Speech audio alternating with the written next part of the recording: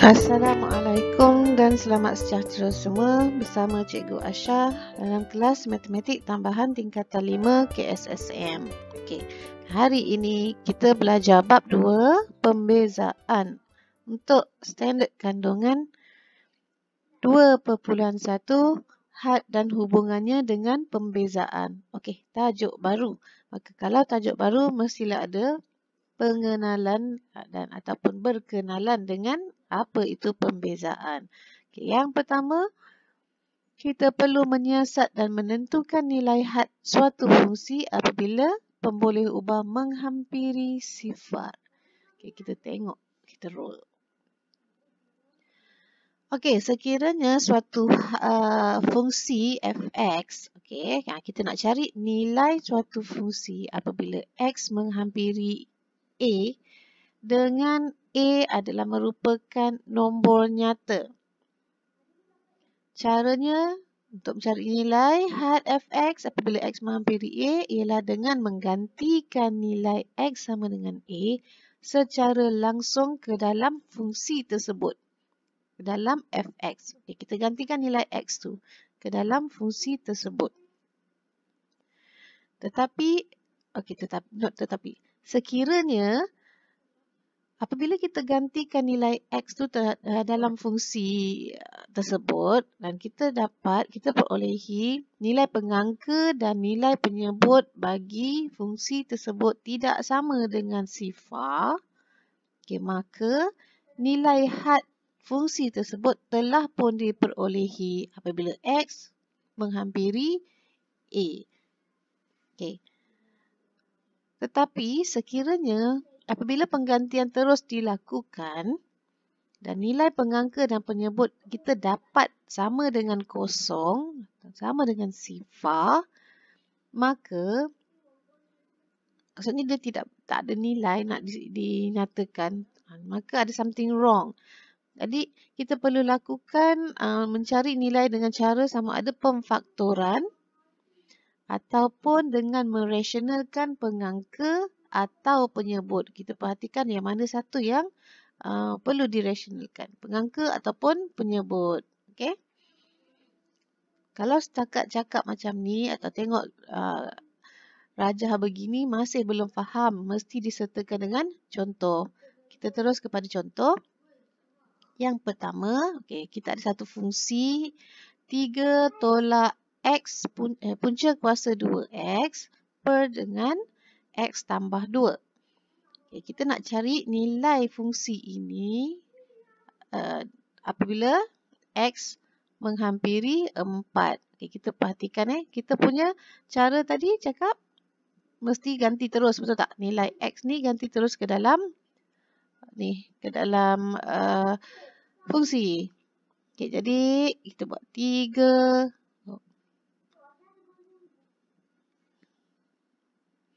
tolak punca kuasa 4 per 4 tambah 2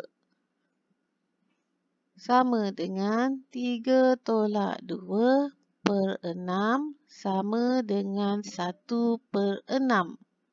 Okey, jadi kita dapat nilai 1 per 6, memang ada nilai. Maka inilah nilai fungsi 3 tolak punca kuasa 2 x per x tambah 2 apabila x menghampiri 4. Jawapannya 1 per 6. Okay. Maka nilai had fungsi ini telah diperolehi. Teruslah, itu jelas jawapan dia. Contoh yang kedua. Apabila kita nak cari nilai fungsi x kuasa 2 tolak 1 per x tolak 1 apabila x menghampiri 1. So, macam tadi juga kita buat penggantian terus ke dalam fungsi. Jadi, 1 kuasa 2 tolak 1 per 1 tolak 1. Sama dengan 1 kuasa 2 is 1. 1 tolak 1 kosong. Per kosong. Jadi, ini yang kita katakan tadi apabila atas dan bawah ni dapat nilai kosong, maka kena buat sama ada pemfaktoran atau merasionalkan. Okey, kita tengok yang mana sesuai ni. Dekat sini, okey, Ini X kuasa 2 tolak 1 ni merupakan kedua-duanya kuasa 2 sempurna. Jadi kita cuba untuk menggunakan pemfaktoran. Kita dah belajar X kuasa 2 tolak 1 kuasa 2. Ini kan A kuasa 2 tolak B kuasa 2 sama dengan bila kita faktorkan A tambah B, A tolak B. Jadi dia akan jadi X tambah 1, X tolak 1 per dengan X tolak 1. Bila bawah dengan atas ada X tolak 1 ni, kita boleh hapuskan. Jadi 1. Bukan hapuslah. Permudahkan. Kita bahagikan tinggal nilai 1 per 1. So, tak adalah. Tinggal X tambah 1. Bila X tambah 1, baru kita gantikan X ni ke dalam yang tinggal. So, 1 tambah 1 sama dengan 2. Adalah, wujudlah nilai had tersebut. Maka, had fungsi X kuasa 2 tolak 1 per X tolak 1 apabila X menghampiri 1 adalah 2. Ini kita gunakan pemfaktoran. Contoh yang ketiga. Had. Kita nak cari nilai had fungsi punca kuasa 2X tambah 1 tolak 1 per X. Apabila X menghampiri 0. Masih lagi sama. Mesti kita buat penggantian terus terlebih dahulu. Kita tengok apakah nilai yang kita perolehi. 0 tambah 1. Punca kuasa 2 tolak 1 per 0. 0 tambah 1 sama dengan 1. 1 punca kuasa 2 1 ialah 1 juga. Jadi 1 tolak 1. 1 tolak 1 macam ni. Per 0.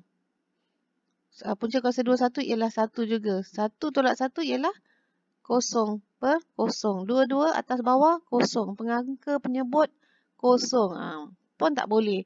Jadi, bila atas bawah 0, kita guna sama ada pemfaktoran atau merasionalkan. So, tengok dekat sini, fungsi tersebut adakah sesuai untuk dilakukan pemfaktoran. Nampak kat sini pun dah pening apa benda. Macam mana nak faktor kan? Ada punca kuasa 2. So, ini yang kita gunakan merasionalkan. Sekarang dekat sini yang kita nak rasionalkan ni, atas ni. Yang ni dah rasional per X. Jadi, pengangka dia kita rasionalkan. Macam mana cara nak rasionalkan? Mendarabkan dia dengan konjugat dia. Okey. Kan? Ingat tak konjugat kita belajar tingkatan 4. Kalau macam ni contoh tolak B contohnya. Jadi konjugat dia ialah punca kuasa A tambah B. Inilah konjugat dia. Dia punya macam lawanan dia tu kan. Okey. Jadi macam ni. Konjugat dia ialah X tambah 1 tolak 1 per X. Yang ini tolak. Konjugat dia mestilah X tambah 1 tambah 1. Atas dan bawah akan darab dengan benda yang sama. Konjugat dia. Okey. Oh, panjang kan dia. Ini dia satu panjang. Okey. Ini macam yang sebelah tadilah. Dia kalau kuasa 2 sempurna. Dia datang daripada bila kita faktorkan A tambah B, A tolak B kan. Yang ini pula, ini kiranya kita nak darabkan A dengan A. Bila ada tambah dengan tolak kan. Bila kita darabkan dua bracket tersebut, ini dah jadi dua bracket. A tolak B, A tolak B, A tambah B. Dia akan menghasilkan A kuasa 2 tolak B kuasa 2. Jadi ini kita punya A. Bila kita kuasa 2 kan, that means terhapuslah punca kuasa 2. Jadi X tambah 1. Lepas tu ini kita punya B. Dia akan jadi tolak. B dia 1. 1 kuasa 2 ialah 1 juga. Per, yang ini X X tambah 1 tambah 1. Okey. Kita tak payah kembangkan dulu. Okey, yang ni tambah 1 dengan tolak 1. Kosong positif. Tinggal X sahaja. Yang ni tadi X tadi kita tak kembangkan lagi. Masih dalam bentuk pemfaktoran ataupun dalam bracket kan. Jadi kita boleh pemudahkan atas dengan bawah. Atas bahagi tinggal 1. Betul tak? Okey. Dapatlah jawapan dia 1 per punca kuasa 2 X tambah 1 tambah 1. Baru kita lakukan penggantian terus X menghampiri kosong tu kan. Penggantian terus X sama dengan kosong tu masuk dalam fungsi ni. Jadi, okay, cikgu sambung atas ni. 1 per kosong tambah 1. Ni jadi kosong. Ialah 1. Dan 1 punca kuasa 2 1 ialah 1 juga. 1 tambah 1. Jadi jawapannya ialah 1 per 2. Ni final answer bagi had fungsi ini punca kuasa 2 X tambah 1 tolak 1 per X. Apabila X menghampiri kosong, jawapannya ataupun nilainya ialah 1 per 2. Okey? Ini yang dinamakan merasionalkan pengangka atau penyebut. Kita tengok mana satu yang akan kita rasionalkan. Okey semua, tadi kita belajar cara nak cari ataupun nak tentukan nilai had bagi suatu fungsi dengan cara pengiraan. Okey, sekarang kita tengok pula cara nak tentukan nilai had suatu fungsi melalui graf. Okey, tengok kat sini. Kita ada satu graf. Okey. Ni. And then graf lengkung Okey, dekat sini, dekat paksi fx ni nampak tak bulat tu? Yang dekat arrow cikgu buat tu kan? Okey, itu bulat tu. Maksudnya dekat situ tak ada titik. Dikosongkan dekat situ. Terpaksa dia buat bulat. Tapi yang lain-lain bersambung. Okey. Sekejap cikgu tengok. Ni arrow. Okey. Yang ni semua bersambung. Tiba-tiba dia stop dekat paksi ni tak ada nilai. Tak wujud nilai. Maksudnya dekat sini merupakan tiada titik lah.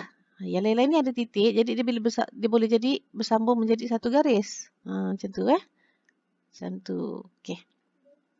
Ini merupakan graf fungsi fx sama dengan x kuasa 4 tolak x kuasa 2 per x kuasa 2. Okey, apabila x-nya 2, nilainya 3. Contoh macam tu lah. Okey, jadi tengok ni dia kata x tidak sama dengan kosong. Sebab bila x sama dengan kosong, dia jadi tidak tertakrif. Sebab tu tak ada titik dekat sini. Okey, tak boleh nak buat titik. Berdasarkan graf, cari f kosong. Maksudnya x kosong. Fungsi nilai fungsi f apabila x sama dengan kosong ni. Ini yang cikgu cerita tadi. Jadi apabila x kosong, maka f kosong ada nilai tak? Tidak tertakrif. Okey. Mari kita tulis. Jadi tiada titik di x sama dengan kosong, maka f kosong adalah tidak tertakrif. Okey. Kenapa tidak tertakrif tadi? Sebab tiada titik di x sama dengan kosong. Tiada titik, kena ingatkan. X tak ada, x sama dengan kosong, tiada titik. Maka f kosong tidak tertakrif. Okey. B. Had fx. Had fungsi ini apabila x menghampiri kosong. Okey. Tengok balik. Oops. Sorry. Ni. Highlight laser point. Okey, x menghampiri kosong. Sini x1. Cuba kita tengok apabila X menghampiri kosong macam tu, grafnya ke mana? Menghampiri kosong, sini kan? Macam tu. Menghampiri kosong ke situ. Jadi, fx dia nilai dia ke mana? Sini kosong. Dekat kosong memang tidak ada nilai. Tetapi apabila dia menghampiri semakin x menghampiri kosong, fx ni semakin menghampiri nilai ni. Negatif 1. Betul tak? Kita lukis sikit. Kasih nampak. Okay. Katakanlah x 0.5 kat sini. Fx dia menghampiri negatif 1. Betul tak? Kalau dia menghampiri 1, dia naik atas sikit. Kalau daripada kanan pergi ke kiri. Kalau daripada kiri, kat sini kan, pergi ke kanan, daripada nombor negatif nak menghampiri ke kosong, tengok graf dia. Makin lama, graf tu, fx dia semakin menghampiri nilai negatif 1 juga. Itu dia. Jadi, even daripada kiri ataupun kanan, apabila nilai x menghampiri kosong, nilai fx dia menghampiri negatif 1. Okey? Maka apabila had fx, maka nilai had fx apabila x menghampiri kosong, nilainya ialah negatif 1. Okey, kita buat macam ni. Had fx apabila x menghampiri kosong ialah negatif 1. Okay, tengok pula kepada C. Cari nilai had fx apabila x menghampiri 2. X menghampiri 2. Okay, tengok kat sini. Kita mulakan dengan nombor 1. Maksudnya 1 sebelah kiri 2, betul tak? Okay, daripada kiri ke kanan, daripada dia pergi ke menghampiri kedua kan? Sewaktu x sama dengan 1, nilainya kosong. Fx adalah kosong. Okay. Bila dia menghampiri, katakan sini 1.5. Dia dah naik atas. Ni tak tahulah berapa, katalah 1.5 kan. Okay. Bila pergi kedua, dia menghampiri ke nilai. Okay, 2 ni dah pergi ke 3. Maksudnya dia makin menghampir ke 3. Okay, daripada kosong tu pergi ke arah 3.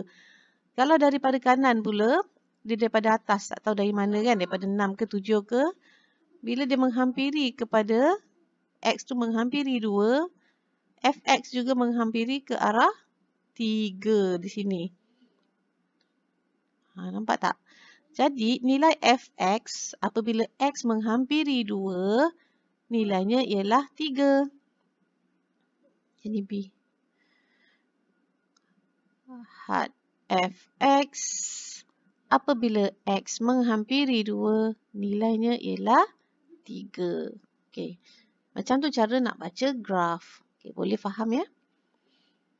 Okey, bincangan selanjutnya kita boleh bincang dalam kelas.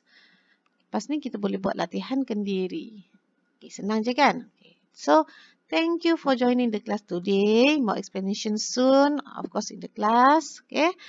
Jadi, kita akan jumpa lagi. Pastikan faham yang ni dulu. Boleh kita discuss lebih lanjut. Okay, bye-bye.